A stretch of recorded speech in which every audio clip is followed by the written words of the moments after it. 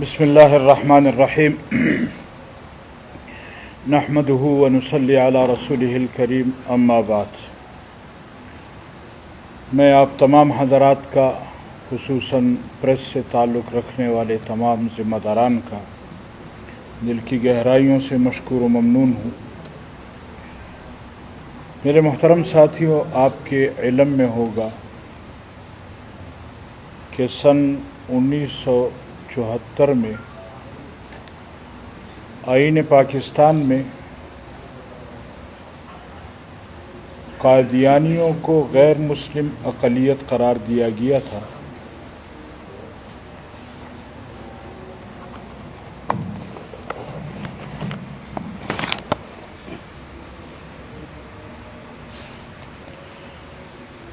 جولائی میں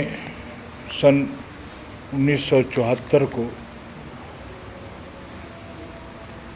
حضرت مولانا شاہ احمد نورانی صاحب نور اللہ مرقدہ نے بل پیش کیا تھا، اور تفصیلی بحث و تمہیز کے بعد قادیانیوں کو بھی بلایا گیا پارلیمنٹ میں، اور پھر پارلیمنٹ میں ان کا مناظرہ ہوا۔ جمعیت علماء اسلام کے اس وقت کے قائد حضرت مولانا مفتی محمود رحمہ اللہ کو پارلیمنٹ کی طرف سے نامزد کیا گیا کہ ان کے ساتھ بحث کی جائے، مناظرہ کیا جائے۔ 13 دن مسلسل بحث کے بعد بالآخر بالاتفاق قادیانیوں کو، وہ جو بھی گروپ تھا، احمدی تھے، لاہوری تھے یا جو بھی تھے، سب کو بالاتفاق دائرہ اسلام سے خارج کر دیا گیا۔ غالباً یہ پاکستان کی تاریخ میں ایک بین الاقوامی سطح کی سازشوں کی روک تھام کی گئی تھی، جس پر ہم آج بھی اپنے اکابرین کی اس محنت کو خراج تحسین پیش کرتے ہیں۔ اس دن سے لے کر آج تک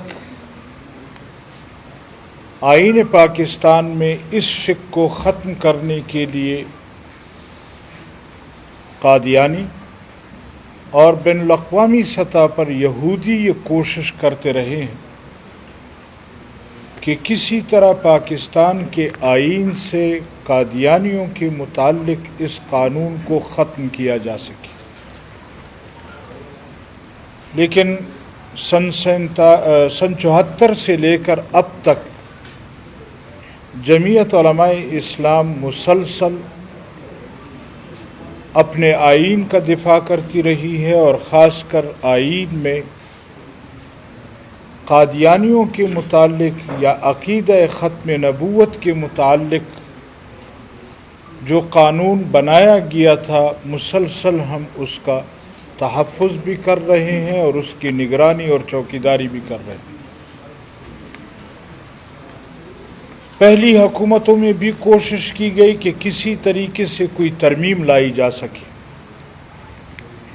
لیکن جمعیت علماء اسلام پارلیمنٹ کے اندر اس کے لیے محنت کرتی رہی، اور جب پارلیمنٹ میں عددی تعداد ہمارے آڑے آئی تو پھر ہم پاکستانی قوم کے پاس آئے اور پاکستانی قوم کو ہم نے جگایا، اور الحمدللہ افرادی قوت جمعیت علماء اسلام جب حکومتوں کے خلاف سڑکوں پر لے آئی تو پھر حکومتوں کو گھٹنے ٹیکنے پڑے۔ میرے محترم ساتھیوں، آج ایک مرتبہ پھر موجودہ حکمران جب سے برسر اقتدار آئے ہیں، ان کے اقتدار میں آنے کے بعد ہماری خارجہ پالیسی، ہماری داخلہ پالیسی، ہماری معاشی پالیسی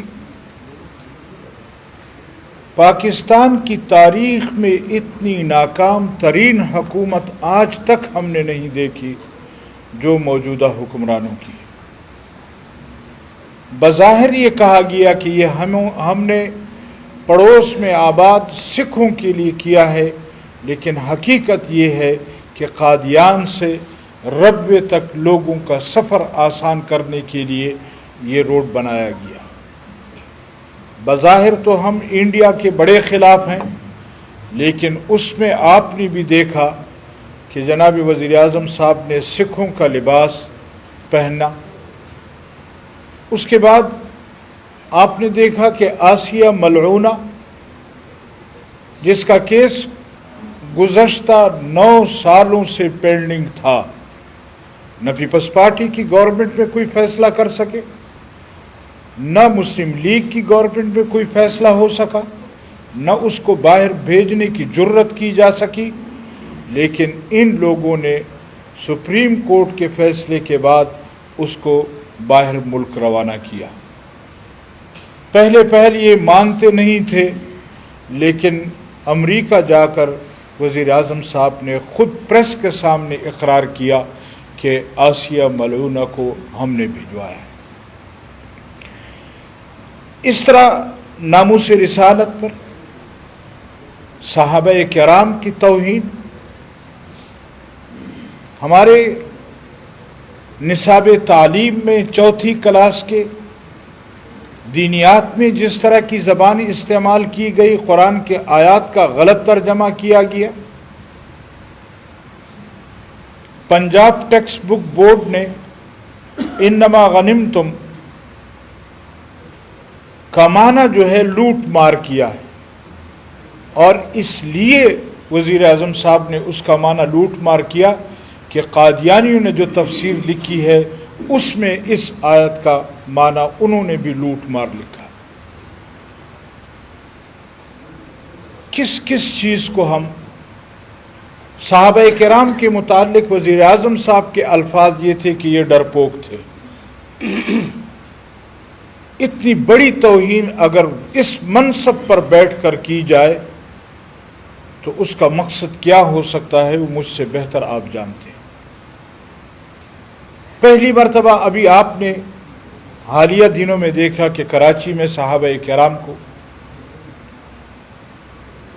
برسر عام سڑک کے اوپر جس طرح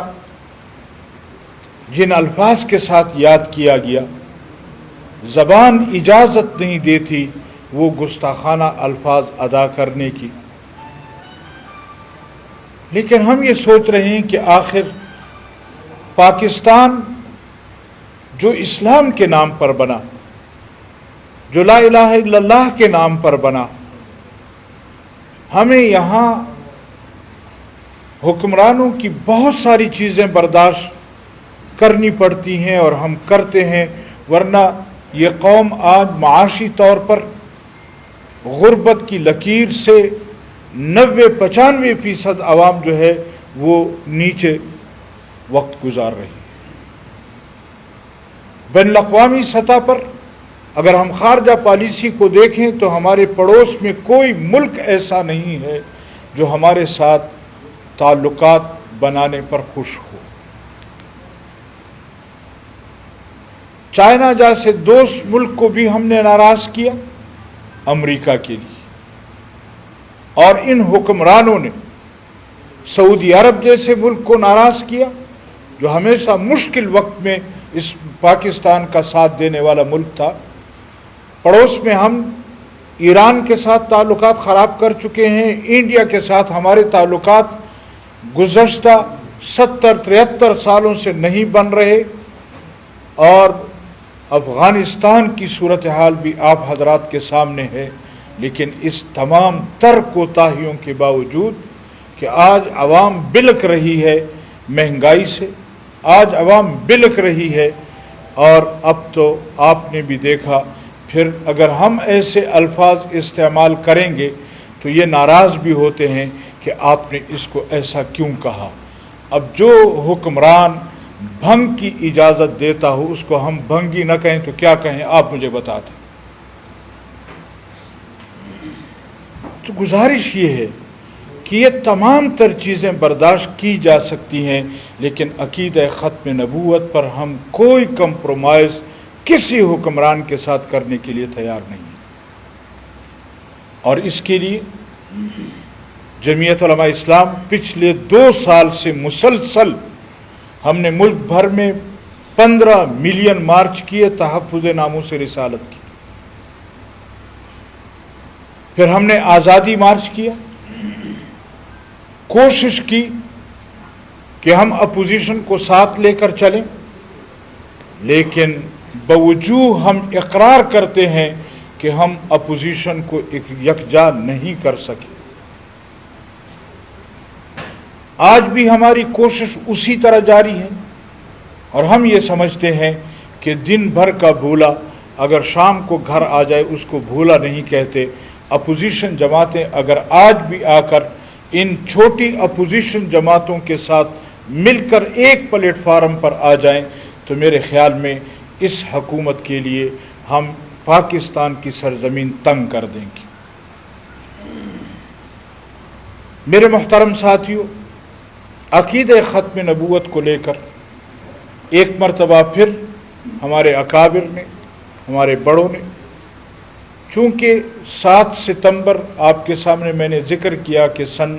1974 میں 7 ستمبر کو ہی پاکستان کے پارلیمنٹ نے قادیانیوں کو غیر مسلم اقلیت قرار دیا تھا، اور ہر سال ہمارے ملک میں یوم الفتح کے نام سے یہ دن منایا جاتا ہے۔ پہلی مرتبہ جمعیت علماء اسلام نے تمام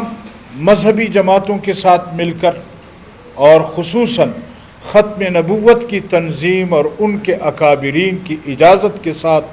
پشاور میں ہم پہلی مرتبہ ختم نبوت کانفرنس کر رہے۔ میں آپ حضرات کے علم میں لانا چاہتا ہوں کہ اس کانفرنس کے لیے ہم نے انتظامی کمیٹی تشکیل دی تھی، اس کانفرنس کے لیے ہم نے میڈیا کمیٹی تشکیل دی تھی، اس کانفرنس کے لیے ہم نے اسٹیج کمیٹی تشکیل دی تھی، اور ابھی چند روز قبل ہم نے ایک مرتبہ پھر تمام کمیٹیوں کا جائزہ لیا۔ الحمدللہ ثم الحمدللہ کہ ہماری تمام کمیٹی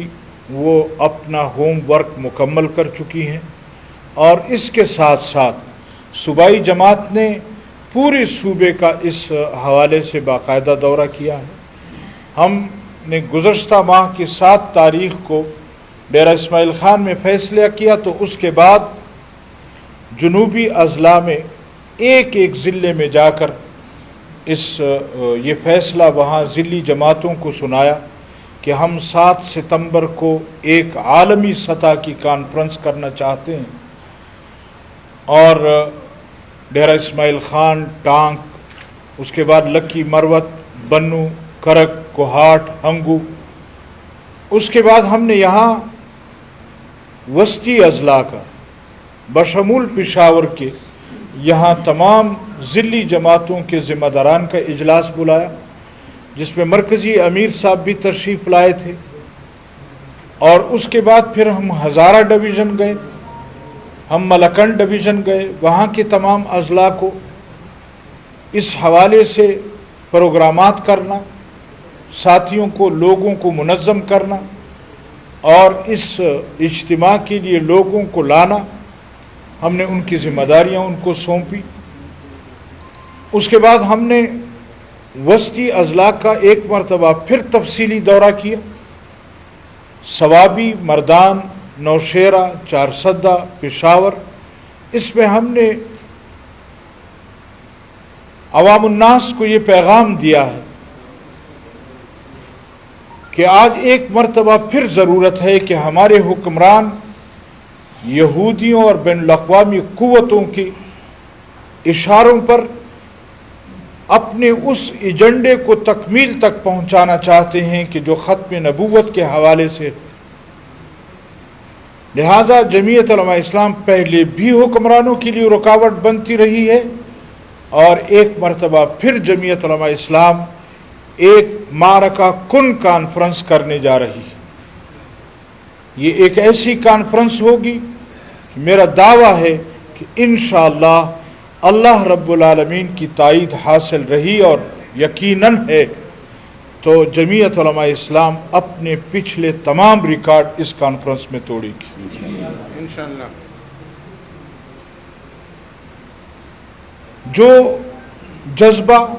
जो वलवला, जो जोश, जो मोहब्बत सरवर कायनात से पाकिस्तान के आवाम को और खुसूसन हमारे पश्तून बेल्ट को जनाब रसूलुल्लाह सल्लल्लाहु अलैहि वसल्लम से है, उसका मुजाहरा 7 सितंबर को यहाँ का मुसलमान करेगा। ये हमारी मजबूरी क्यों बनी? मैंने जिक्र किया आपके सामने कि हमारे हुक्मरान वो मुसलसल कोताहियाँ कर रहे हैं और ख़ासकर अक़ीदा ख़त्म नबूवत की वजह से। हमने बारहा इनको समझाने की कोशिश की, अगर पाकिस्तान के आईन पर आप अमल नहीं करेंगे, आप ख़त्म नबूवत के उस कानून पर अमल नहीं करेंगे, तो फिर इस तरह के वाक़यात होते रहेंगे। जिस तरह पंजाब के गवर्नर को मारा गया इस्लामाबाद में, जिस तरह पिछले दिनों यहाँ पेशावर की अदालत में एक मलऊन को जहन्नम रसीद किया गया, अगर हुकूमत उन लोगों को जो लोग तौहीन रिसालत करते हैं, आज भी अदालतों में सैकड़ों की तादाद में मुकदमात पड़े हैं, कोई अदालत फैसला करने के लिए तैयार नहीं।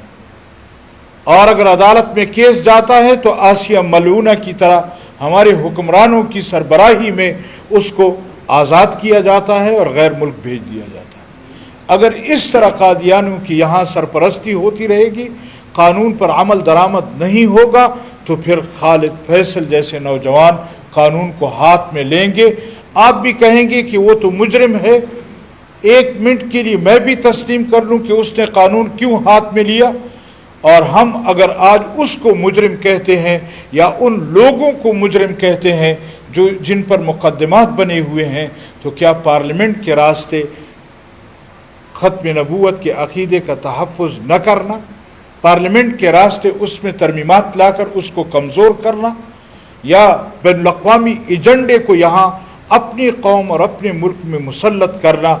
क्या ये आईन के साथ गद्दारी नहीं है? क्या ये अक़ीदे ख़त्म नबूवत के साथ गद्दारी नहीं है? और अगर हम हुक्मरानों के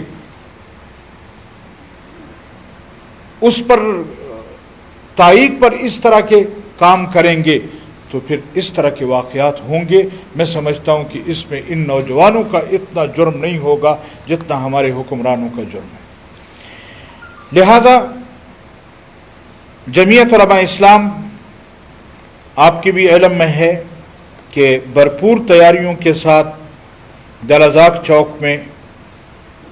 इंशाअल्लाह तारीख़ का सबसे बड़ा इज्तिमा करने जा रही है। तमाम अज़ला के साथ हमारे राब्ते हैं और क़बाइल से हमारा राब्ता है। क़बाइल की जमात जो है वो भी इसमें भरपूर काम कर रही है और इंशाअल्लाह ताला 7 सितंबर को पाकिस्तान की तारीख़ में एक फ़क़ीदुल मिसाल और अज़ीम शान ख़त्म नबूवत कॉन्फ्रेंस जो है वो आपके सामने होगी। मैं जहाँ इंतज़ामिया का शुक्रिया अदा करूँगा, वहाँ इंतज़ामिया से गुजारिश भी करूँगा कि ये सिर्फ़ ये नहीं कि जमीयत उलमा इस्लाम या हमारे तंजीमी या ज़िम्मेदारों की ज़िम्मेदारी है, बल्कि ये अक़ीदा ख़त्म नबूवत जिस तरह हमारे लिए अहम है, इस तरह हमारे इंतज़ामिया के लिए भी अहम है।